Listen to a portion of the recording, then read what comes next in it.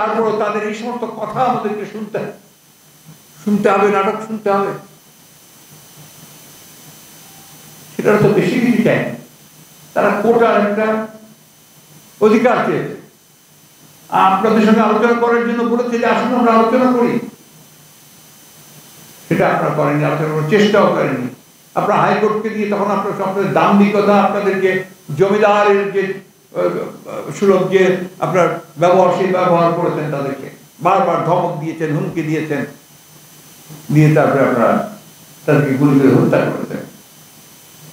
আর এখন তাদের প্রতি আপনাদের গম্ভীরাস্ত্র বর্ষণ করছেন। প্রিয় সাংবাদিক বন্ধুগণ, আমি শেষ করব।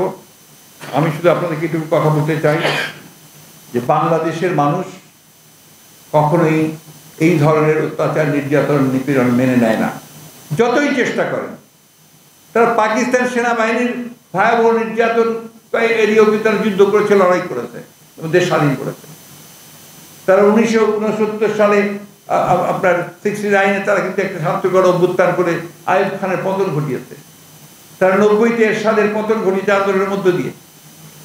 52-তে ভাষা অধিকার নিয়ে এসেছে। 71 সালে দেশ স্বাধীন করেছে এই ছাত্ররা, তাদের নেতৃত্বে হয়েছে। আমি যে কথা বলছিলাম যে তরুণ প্রজন্ম তারা আজকে জেগে উঠেছে, আমি তাদেরকে ধন্যবাদ জানাতে চাই যে তারা তাদের অধিকার আদায়ের জন্য তারা যেভাবে আন্দোলনটা করেছে সে আন্দোলনের নজিরবিহীন। তাদের এই আন্দোলন কখনো বৃথা যাবে না, ব্যর্থ হতে পারে না, নিঃসন্দেহে তারা সফল হবে। এই যে আপনি প্রথমেই বললেন যে সরকার একটার পর একটা ইস্যু তৈরি করে, সেই ইস্যুকে ডাইভার্সনের দিকে দিয়ে যায়, এখন আবার এটাকে তারা ওই একই আরেকটি তাদের একটা প্রজেক্ট। আমরা ভাই বহুদলীয় গণতন্ত্রে বিশ্বাস করি। আমাদের ঘোষিত কর্মসূচি, আদর্শ হচ্ছে আমাদের বহুদলীয় গণতন্ত্র। পাকিস্তান আমলে কমিউনিস্ট পার্টিকে নিষিদ্ধ করা হয়েছিল।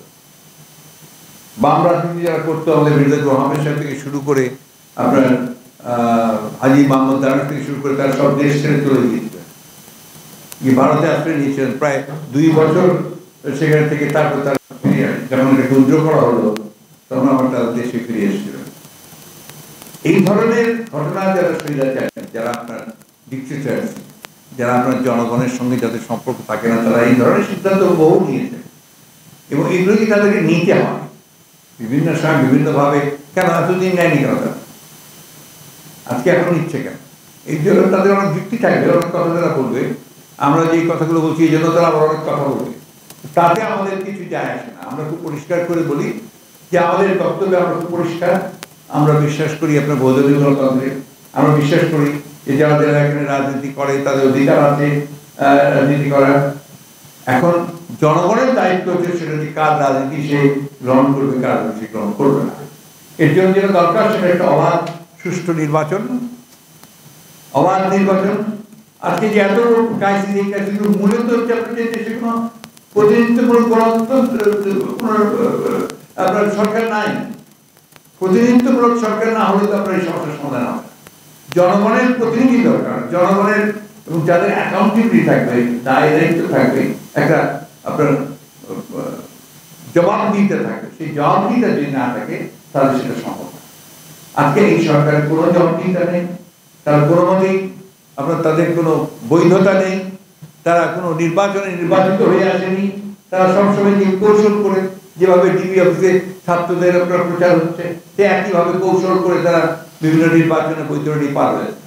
আমার কাছে আরেকটা দুঃখ লাগে, দুঃখটা হচ্ছে আবার আশাবাদও আমার মধ্যে এসছে। আমি আজকে পত্রপত্রিকায় যে ছবিগুলো দেখেছি, ছবিগুলো আমি তো আশাবাদী হয়েছি। আমি দেখছি ঢাকা বিশ্ববিদ্যালয়ের শিক্ষকেরা নেমে আসছেন। আমি দেখলাম আপনার যে শিল্পীরা, আপনার সাংস্কৃতিক কর্মীরা তারা নিয়ে আসছেন, তারা তাদের বক্তব্য রাখছেন। আমি দেখছি যে আপনার দেশের যারা সত্যিকার অর্থেই দেশপ্রেমিক মানুষ, গণতন্ত্রকে মানুষ, তারা তাদের মুখ খুলতে শুরু করেছেন। আমি আজকে পত্রিকায় দেখলাম যে প্রায় আপনার 100 জনের মতো আপনার বুদ্ধিজীবী, অর্থনীতিবিদ, বিশিষ্ট নাগরিক তারা স্টেটমেন্ট দিয়েছেন, তদন্ত কমিশন করার কথা বলেছেন। এই বিষয়গুলো অবশ্যই দিকে আসা দেয় না। তখনই আমার দুঃখ হয় যখন এই যে কিছু মানুষ যারা আপনার নির্লজ্জভাবে এই ভয়াবহ দানব তার সমর্থনে কথা বলে, তারা এই বিষয়গুলো সমর্থন করেন, এই হত্যাকে সমর্থন করেন। আমি জানি যে আজ গত কয়েকদিনের ঘটনায় আমাদের যে সমস্ত ছাত্র ভাইরা শহীদ হয়েছেন, তাদের বাড়িতে তাদের কোনো আত্মীয় স্বজন এখন কেউ খেতে পারছে না, কারণ তাদের সামনে, চোখের সামনে তাদের ছেলে চলে গেছে, তাদের ভবিষ্যৎ চলে গেছে, তাদের সবচেয়ে প্রিয় যে জিনিসটি সেটা চলে গেছে।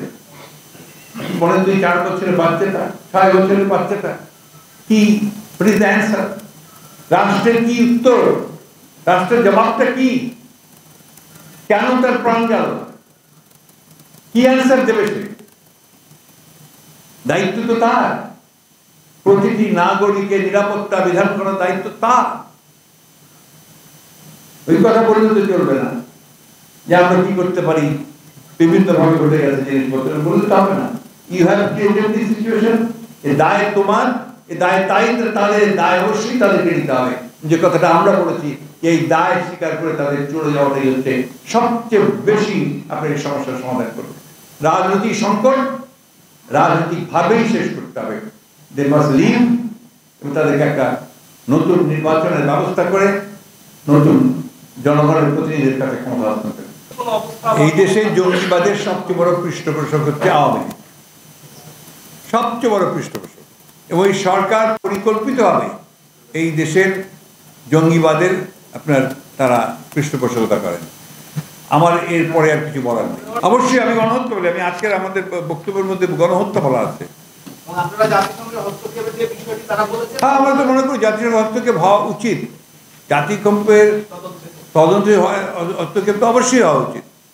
আমরা খুশি হবো বলে, কারণ এদের কোনো বিচার বিভাগীয় কমিশনে আমরা বিশ্বাস করি না। আমরা এরা কোনো নিরপেক্ষ না। আমি তো আপনার পরিস্থিতি, আপনার সমস্ত আন্দোলনে আমাদের সমর্থন রয়েছে, এবং আমরা এই সান্ধ্য আইন জারির বিরুদ্ধে আমরা কথা বলেছি। আমরা মনে করি এই মুহূর্তে সান্ধ্য আইন আপনার তুলে নেওয়া উচিত পুরোপুরিভাবে, এবং সেনাবাহিনীকে ব্যারাকে ফিরিয়ে না যাওয়া উচিত। একটাই যে আমাদেরকে এই আন্দোলনকে, ছাত্রদের আন্দোলনকে একটা চূড়ান্ত পর্যায়ে নিতে হবে। আর জনগণের যে আন্দোলন, জনগণের আর্জন তো একটা, সেটা হচ্ছে একটা নিরপেক্ষ নির্বাচনের মাধ্যমে আপনার একটা নতুন সরকার গঠন করতে হবে, এবং ওই সরকারকে চলে যেতে হবে। ধন্যবাদ।